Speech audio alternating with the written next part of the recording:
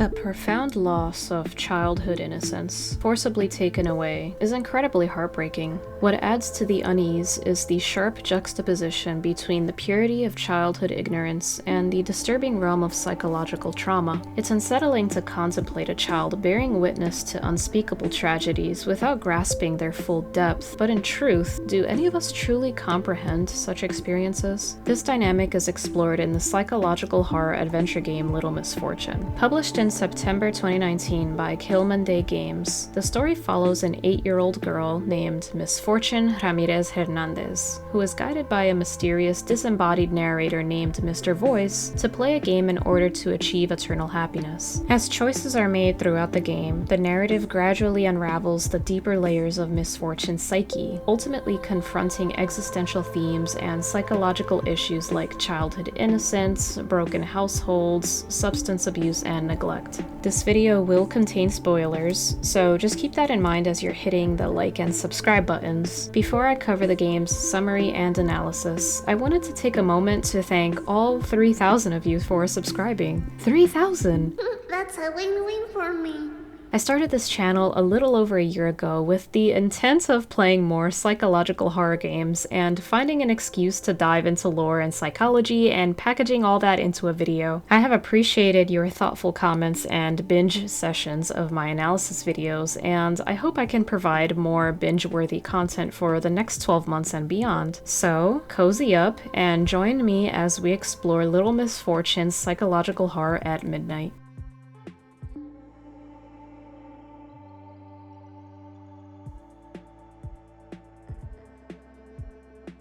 The game commences with a fox found in an enigmatic realm, seemingly assigned the mission of traveling to the actual world, or more precisely the human realm. The scene then shifts to a quaint little house where an ethereal narrator introduces us to the story. As the camera focuses on the titular character, Misfortune, playing in her bedroom, the voice informs us that Misfortune's fate is imminent, much to her astonishment. Misfortune reveals her ability to hear this entity and creatively names it Mr. Voice. She also discloses her affection for the fox we previously observed, whom she names Benjamin. Mr. Voice proposes a game to help Misfortune attain eternal happiness, a game she willingly accepts, hoping to grant it to her mother. Before leaving her room, we are prompted to select between a rock and a stuffed unicorn to accompany her, and Misfortune also grabs a bottle of glitter, which she believes can dispel misfortunes. It doesn't, but we'll get to that later. As we navigate through the house, we gain insight into the tragic life of this young girl, discovering details such as her parents' initial attempt to abort her, their struggles with substance abuse, and Misfortune's uncanny knack for encountering unfortunate events wherever she goes. Once outside the house, Misfortune embarks on her quest, starting with a journey through the nearby woods. Throughout the game, the player is presented with various choices, initially unclear whether they lead to different endings. To clarify, there are only two real endings in this game, determined solely by the use of the glitter that Misfortune acquired at the beginning, but more on that later. These choices, while ultimately inconsequential, carry emotional weight considering that an 8-year-old here is the one making them. Anyway, the locales guided by Mr. Voice for Misfortune are anything but family friendly, but let's explore them nonetheless. In one of her initial encounters, she comes across a restrained dog who is tragically destined to perish regardless of our efforts to save it. After crossing an exceptionally long pier, she enters a residence where the dog's owner is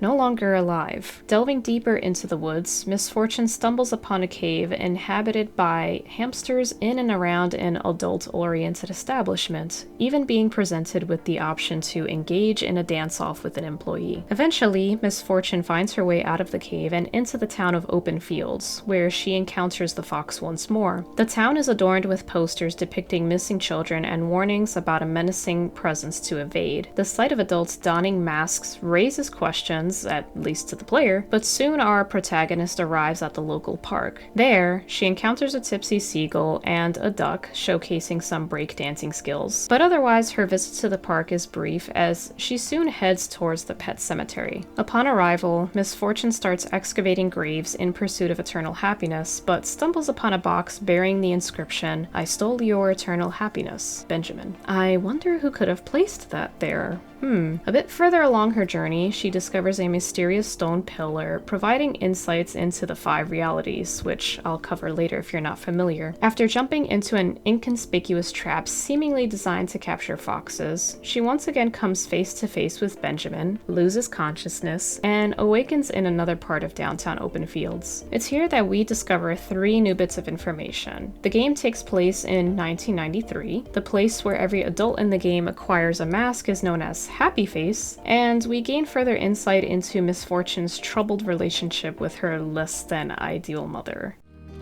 Oh. One time mommy took me here and forgot me. I got to play inside all night until a security man found me. He thought I was a raccoon. Well, that sounds like it was a fun night for you. Yeah, except for me crying a lot, but it was fun.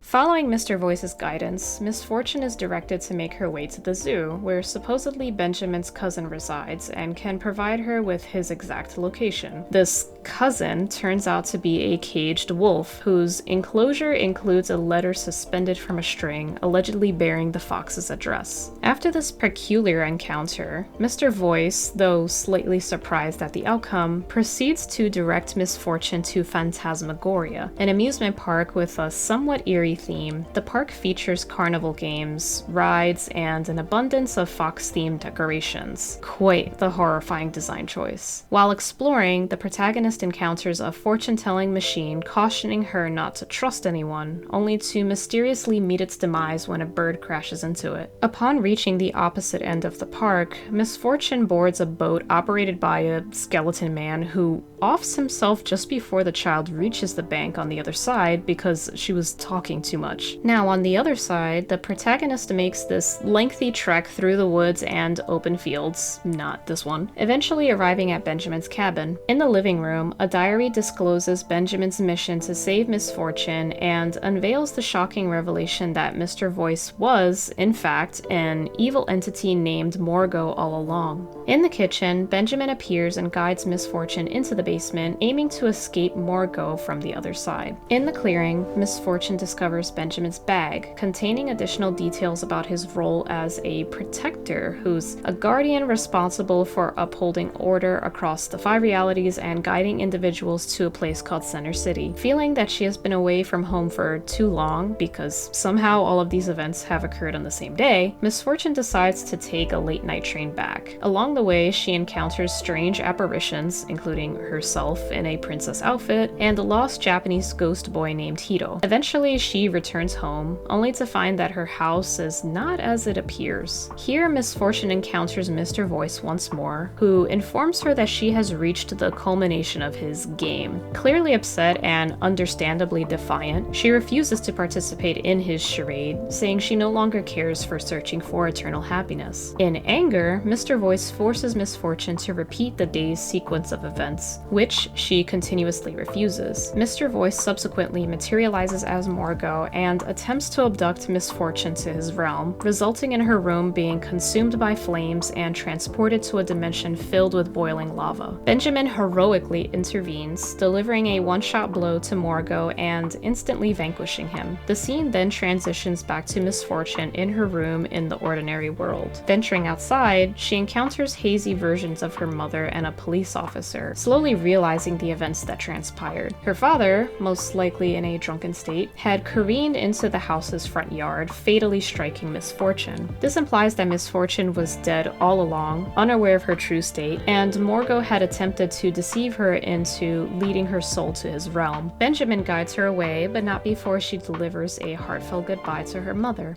I guess I was your little misfortune for a while, but you need to find your own happiness now.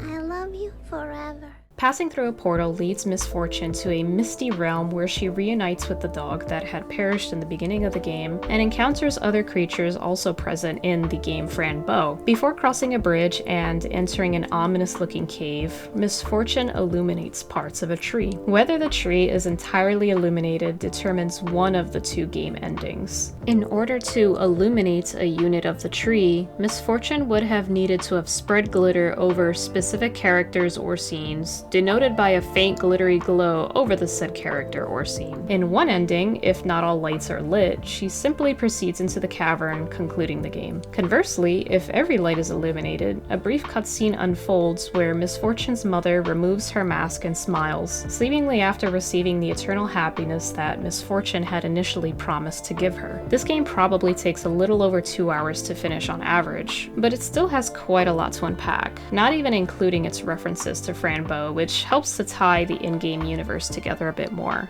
Now that I mentioned that, let's switch to the analysis part of this video.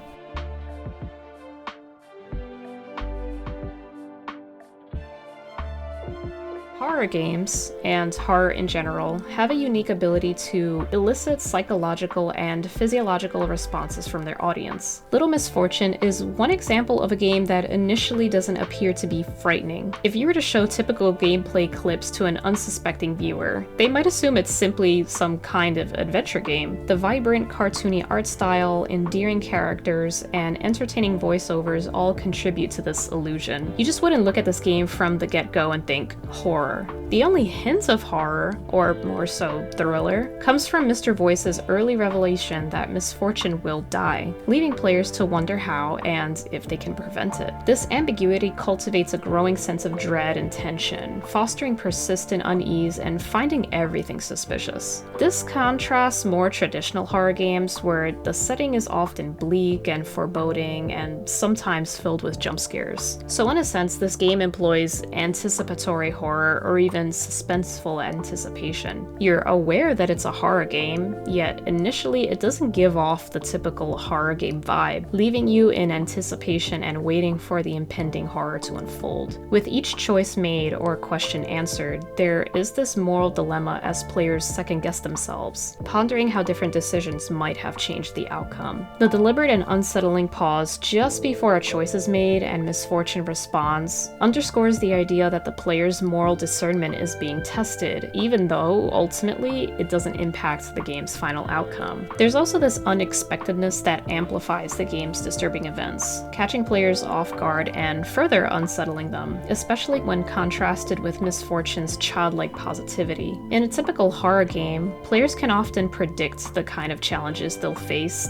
depending on the specific horror genre and overall storyline. However, in Little Misfortune, the protagonist bears witness to an array of distressing situations, ranging from substance abuse and neglect to profound loss, unlawful activities, and even surreal visions and supernatural beings. But remarkably, amidst all this adversity, Misfortune manages to maintain a positive outlook. I'll touch on this more in a bit, but now that I've covered the overall components of the game that make it a psychological horror, let's cover some of the characters and events. Let's begin with Benjamin and the concept of the 5 realities. Franbo is a game worth exploring if you haven't already. I recommend watching my analysis video on it or checking out some of the other insightful analyses I've linked in the Franbo analysis video. In essence, Franbo and Little Misfortune both exist within a shared universe, defined by these 5 distinct realities. The games themselves, as well as various journals and documents within them, shed light on these realities and their interconnectedness. Little Misfortune plays a crucial role in providing additional context to Franbo's universe. It firmly establishes the existence of these separate realities, resolving any doubts fans might have had about whether Franbo's experiences were rooted in reality or mere products of her psychological struggles. Remember, Franbo faced the trauma of her parents' tragic loss and was subsequently admitted to a children's asylum, so it's not far-fetched to assume the latter. So what exactly constitutes this universe? According to the games, along with the lore videos I've watched, the Franbo wiki I've delved into, and the Reddit and Twitter posts I've devoured to get a better understanding, it encompasses the 5 realms of essential existence, conveniently abbreviated as FREE. First on the list is Primiv, the realm of light, home to the enigmatic Velucas. In the second realm, Aethersta, or the realm of life, resembles a heavenly floating domain populated by root and insect creatures. Next up is Pandora, the third realm where humans like Fran and Misfortune reside. The fourth realm, centered Center City is often referred to as the Realm of Death. It is from here that Benjamin is tasked with guiding fallen souls towards peace, primarily children, but information about this dimension still remains somewhat scarce. The fifth realm is Apollo, the realm of darkness, housing the likes of Mother Mabuka and Remor, both originating from the Frambo game. There are also references to the Ultra Reality and the Beyond, entities distinct from Free, although it remains uncertain if one falls under the umbrella of the other. Frambo implies that Fran can perceive the Ultra Reality, while in Little Misfortune, Benjamin suggests that the Beyond is the source of parasites like Morgo. Regardless, the creators have hinted in the Little Misfortune Q&A video that they plan to expand on this universe, leaving room for more revelations. The next character I want to talk about is Mr. Voice, aka Morgo. Yes, he's evil. He's a parasitic entity from the Beyond. His goal is to lead the souls of lost children to his realm. Yet, there are times in the game when he appears to show concern for Misfortune, and even scolds her when she expresses foul language, most likely because she is such a young child who shouldn't be saying such terms. In other analysis videos, people have jokingly commented that Mr. Voice exhibited better parental traits than Misfortune's own parents. But if we're assuming that Mr. Voice really is this horrific creature from the Beyond, it's more likely that his actions exhibit a form of gaslighting. Now, I know that I'm not a psychology expert by any means, so there's probably more fitting terminology to describe this, but let me try and explain. According to Merriam-Webster, gaslighting is the psychological manipulation of a person, usually over an extended period of time, that causes the victim to question the validity of their own thoughts, perception of reality, or memories, and typically leads to confusion, loss of confidence and self-esteem, uncertainty of one's emotional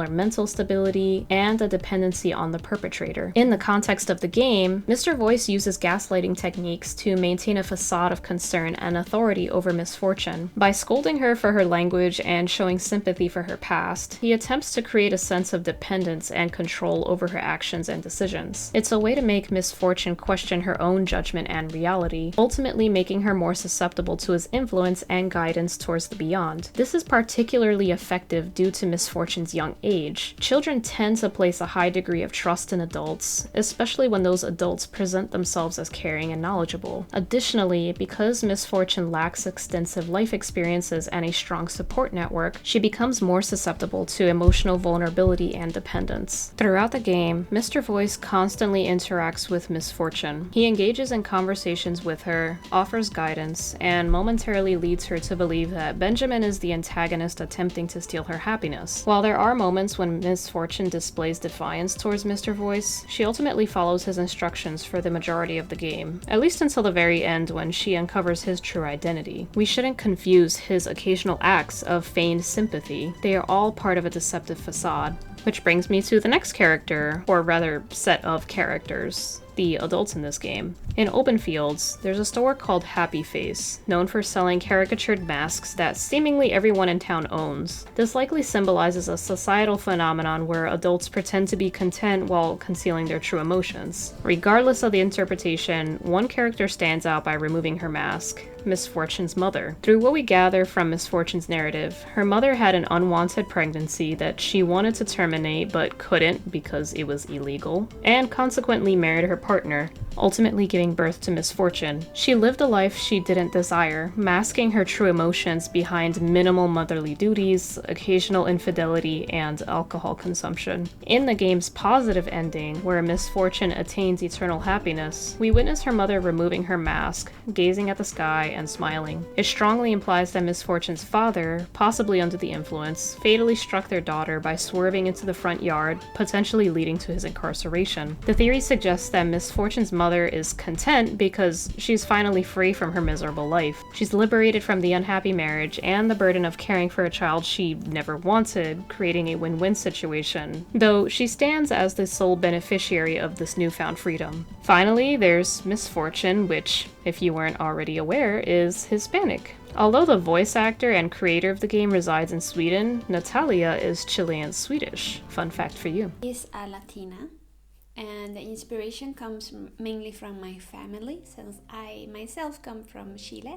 So, you know? But back to the game. Throughout the game, Misfortune consistently maintains a remarkably positive attitude, almost to a surprising extent. Some scenes suggest that she may not fully comprehend the seriousness of the situations she encounters, which is understandable given that she's an 8-year-old who lacked parental guidance and largely had to rely on her own judgment. I came across a paper published by the National Library of Medicine, which mentioned that one of the initial defense mechanisms children often display is denial. In a way, it seems that Misfortune may be demonstrating this very defense mechanism. In response to each tragic or unfortunate mishap, Misfortune tends to react with a mix of confusion and snark before whimsically throwing glitter into the air, accompanied by a "shadan" sound effect. Strangely, nothing actually changes or improves as a result of her glittery gestures. It's as if the floating sparkles serve as a temporary distraction, masking the underlying reality, allowing Misfortune to carry on with her day. Her unwavering positivity and courage in the face of adversity could potentially stem from this childhood denial, functioning as a coping mechanism. Yet, paradoxically, it seems to propel her forward with remarkable determination and ambition, preventing her from succumbing to fear, even when confronted with imminent danger that would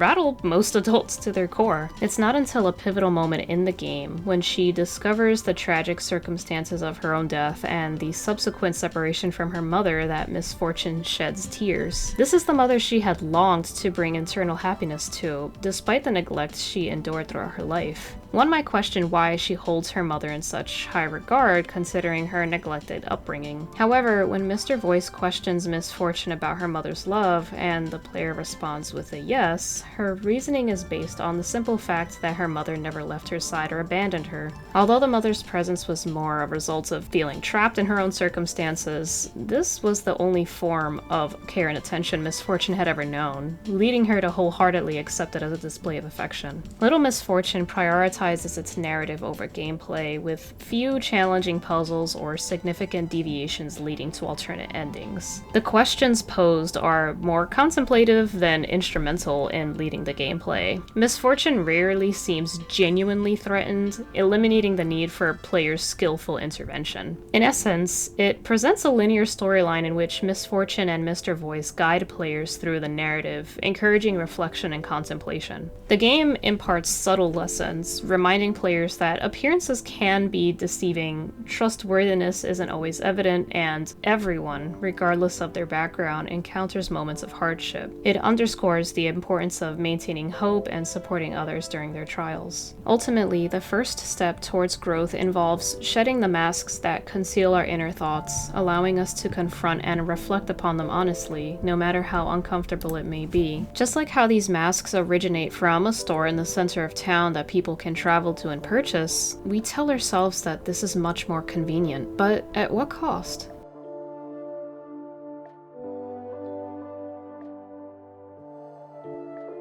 This game was a whirlwind of emotions for me. It's interesting to see how Little Misfortune is almost like Franbo, but with some touches of comedic undertones, mostly stemming from Misfortune's desire to see everything as positive and glittery in the face of tragic occurrences. Like, it's funny, but it's not funny, it's really sad. The blend of humor and sadness is poignant, and yet, the game delivers a profound message to the player. Our experiences, especially during childhood, significantly shape who we become, sometimes more than we care to acknowledge. Had we witnessed characters like Franbo and Misfortune Hernandez mature into young women, we could only imagine what their perspectives on life may have looked like. Although they met a tragic end, there may be more to their story given the unique existence of the 5 realities.